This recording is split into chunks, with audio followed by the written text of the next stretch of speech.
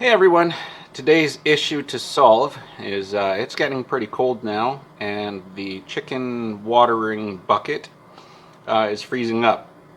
You can buy heated watering buckets at like PV Mart and heated chicken waterers and that kind of thing, and they're about 60-70 bucks, and it seems like a little much, so I'm gonna do something on the cheap. So what I have here, I have last winter we had a rabbit and it didn't survive the winter. It got too cold and the wind blew in one night and we had a big storm. It was pretty awful. I had rigged this up with some heat tape to keep the water from freezing. It worked really well. I also have this old non-stick baking sheet, and as you can see, it would not be particularly safe to make chocolate chip cookies on. So I think I'm just going to combine the two into kind of a little platform that actually I can even screw down to the shed floor, and hopefully it'll generate enough heat to keep that bucket warm, keep it from freezing. That's all it has to do, is keep it from freezing. So without further ado, let's get started.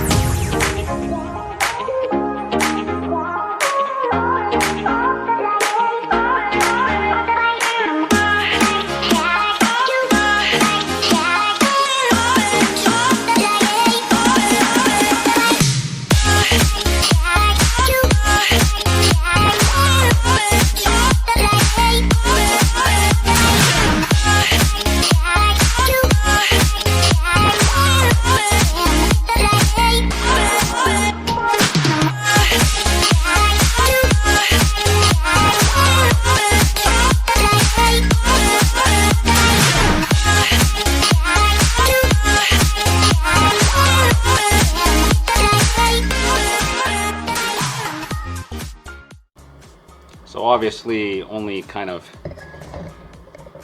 this whole area is not going to be kind of heated, but I'll just mark on here where the hot zone is, and hopefully that'll work.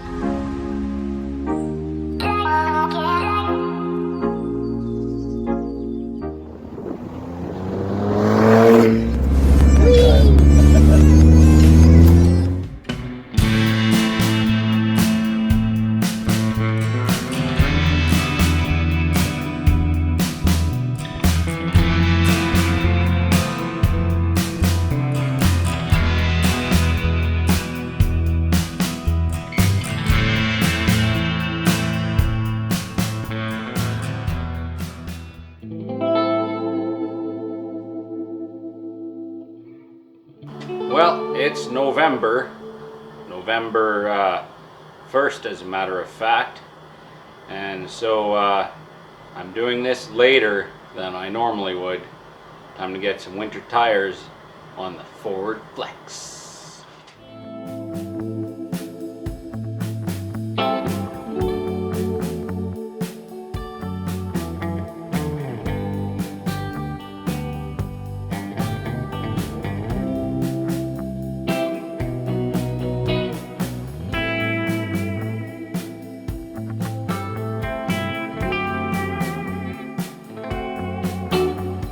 And they actually look pretty good on there with the black rims, and you know, they're pretty beefy. I've gone down to 18-inch rims from the original 20s just to put a little more rubber under it and to save some money, but having a little more sidewall is better for winter anyway. What are these things? Continental Viking Contact 7 in 235/60/18 XL, just because it's kind of a heavy beast, so I went with the XL, which is kind of more like a heavier duty tire. They've been awesome 1 year in, and I highly recommend them. Very good traction. I'm not sure if we've ever talked about this subject before. You may have noticed I have a wall of tires over there, and I like to have separate winter tires for all my vehicles mounted on rims. And the reason for that, obviously it's more expensive at first, but in the long run, maybe it's not. I don't have to pay someone to swap my tires. I don't have to wait and make appointments at very busy tire shops. And there's other advantages too, like in the case of this Flex, and actually as far as my Patriot goes, I've downsized the rims in both cases, which usually presents a savings when you do have to replace the tires. 20-inch winter tires are incredibly expensive. 18-inch, not so bad. What I do when I take them off, I don't rotate my tires the rest of the year, because I just do it when I put them on. I put them on in an appropriate position in relation to where they were last year. And so in this case, drag that guy over.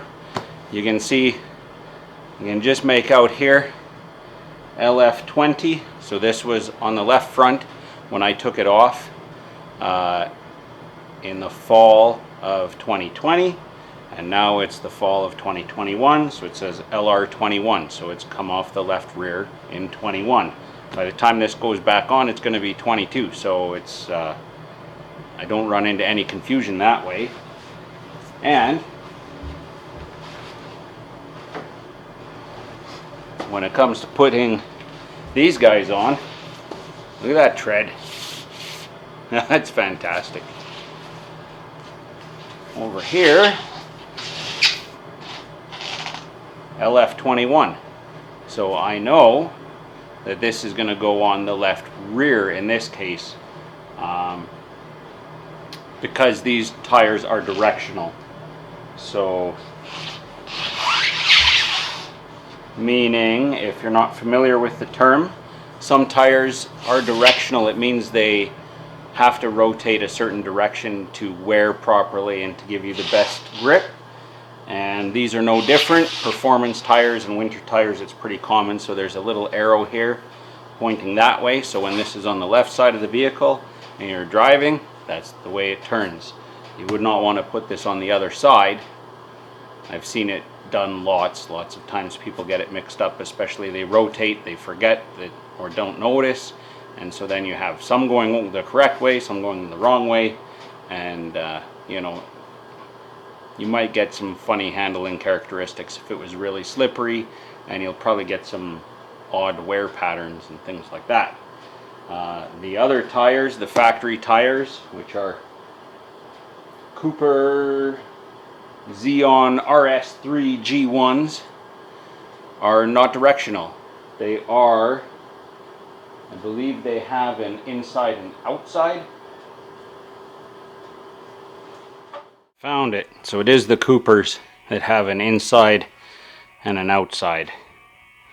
So that doesn't really affect us when we're installing them or rotating them, because the inside will always be the inside and the outside will always be the outside. So when I rotate these, I do cross over. I believe I cross the rears when I bring them to the front, just switch sides so that they wear evenly. But the other ones being directional, you can only rotate them front to back. They have to stay on the same side.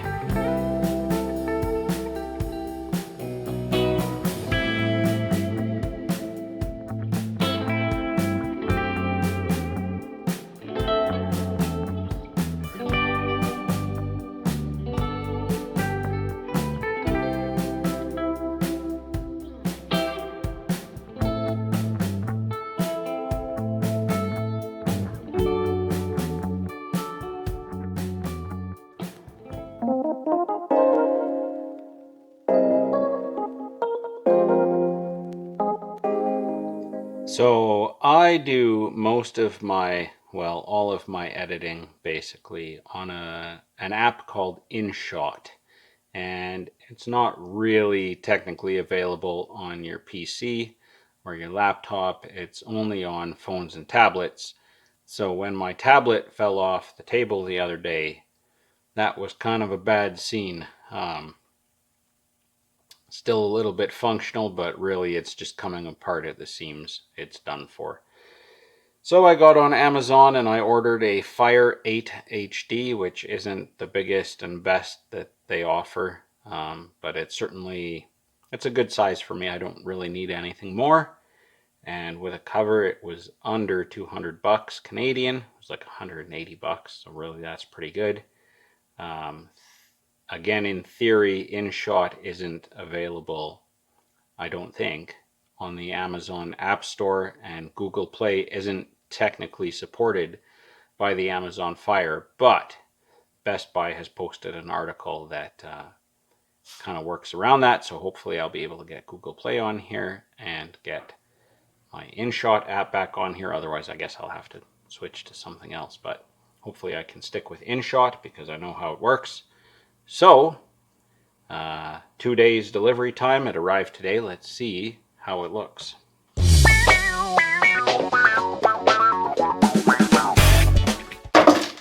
take a look here. Probably needs to be charged, of course.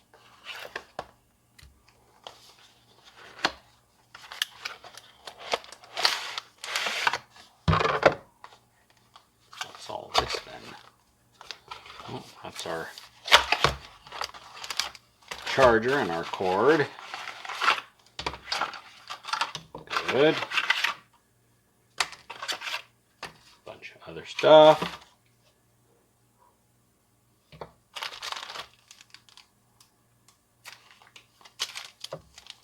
Size-wise, it's pretty comparable to my Alcatel that I had before, but it does have 64 gig built-in memory. The Alcatel had 32, so when I combine that with my 32 gig card, I'm just going to transfer it straight into here.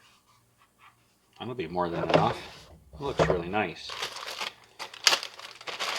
And the cover, this won't totally help to, it's been looked at before, to protect it, but it'll help a little.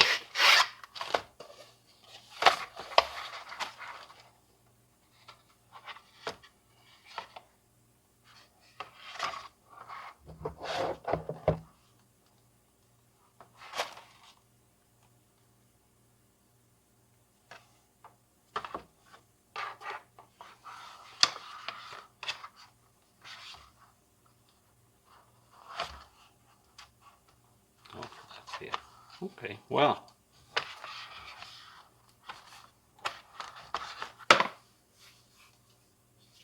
nice. Pretty happy with that. See if it'll turn on. I don't even know which button's the power.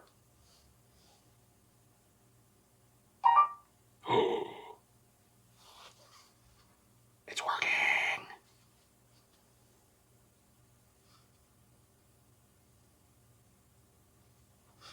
I know what I'm doing tomorrow.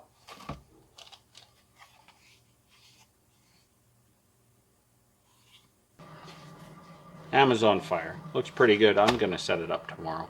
It's like 1 in the morning, so night everyone.